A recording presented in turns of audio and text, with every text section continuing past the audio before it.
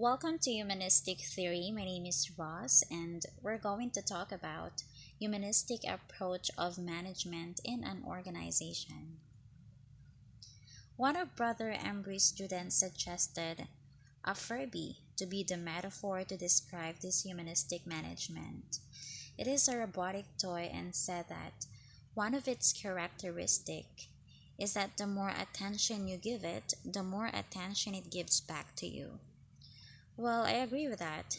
It's true that the more a management give attention to employee, like the more they value and give them importance, respect and recognize them and appreciate them, the more employees will become efficient in the work, productive, innovative or motivated. That's the advantage of humanistic approach or strategy of humanistic management. Humanistic organization is a people oriented management, a distinct perspective in which people matter.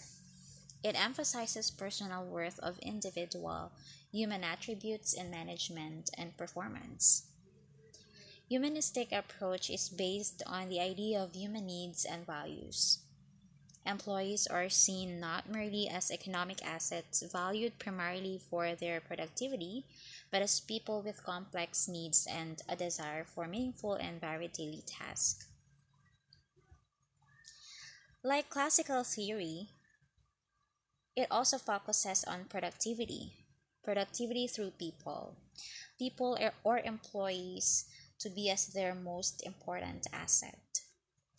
Management encourage or motivate employees to be innovative, effective, or productive by respecting and valuing them, making them feel happier, more fulfilled, and more committed to their job.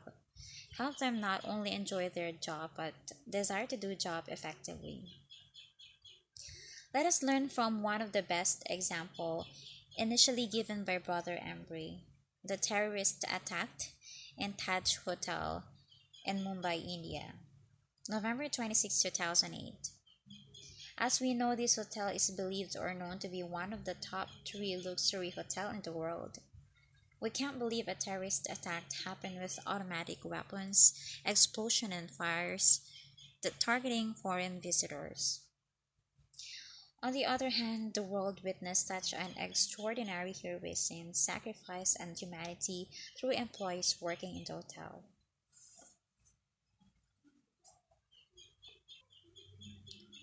The 2008 Hotel Mumbai movie recounts vividly the dignity and loyalty of members or employees working there.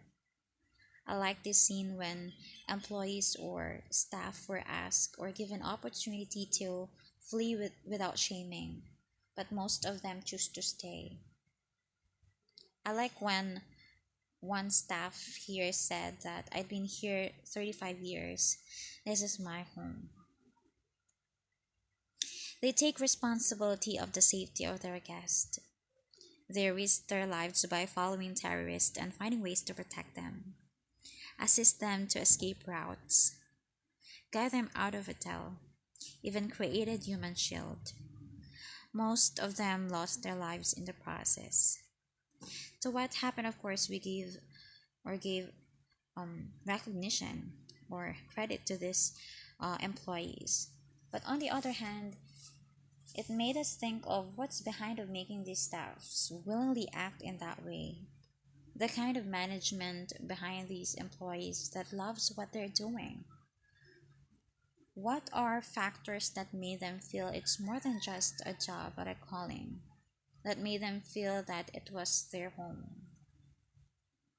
Brother Embry has mentioned the way of recruiting people in the hotel, in which they came from rural or poor places. That's might be one of the reason why it's really a privilege to them, and they feel they have given extraordinary opportunity or trust and grateful to be accepted in their prestigious or in this prestigious place despite of these lower backgrounds. They have the gratitude and respect. They feel every position are important, that their contributions were noticed. Dedication and loyalty, Management express immediate recognition and appreciation.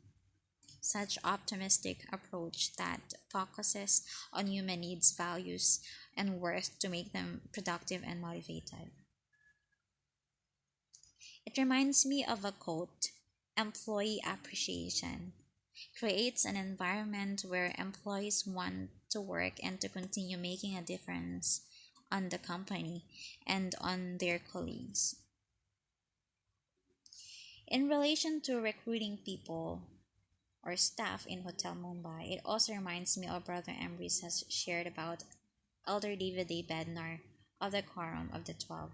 He was an organizational consultant and worked with a lot of very high profile companies. He shared three things in order for any organization to succeed long term. First thing is to attract good people or good employees. Second, they have to do is to make sure that those employees know what is expected of them or clear expectation for performance. Employees have to know their jobs. They have to know what is expectations are placed on them. Third thing is the hardest, that these employees also have to be motivated in some way to go above and beyond what is expected of them. They have to be willing to exceed expectations and they have to constantly striving to improve and get better. And if we could think about it with employees at the Taj Hotel, clearly they were good people who knows what is expected to them since they were the staffs during the terrorist attack. They took the responsibility of protecting their customers, even exceeded by risking and sacrificing their lives. I would also like to add some humanistic approach, that is the performance appraisal. It provided a way of systematically evaluating employees across various performance dimensions to ensure that organizations are getting what they pay for. They provide valuable feedback to employees. Effective feedback will help them know how well they are doing their jobs and how they might improve their work. It can also serve as aid to employee self-development. Individuals learn about their strengths and weaknesses as seen by others and can initiate self-improvement programs. Different reward system will help employees as well. Lastly, let me share with you this quote.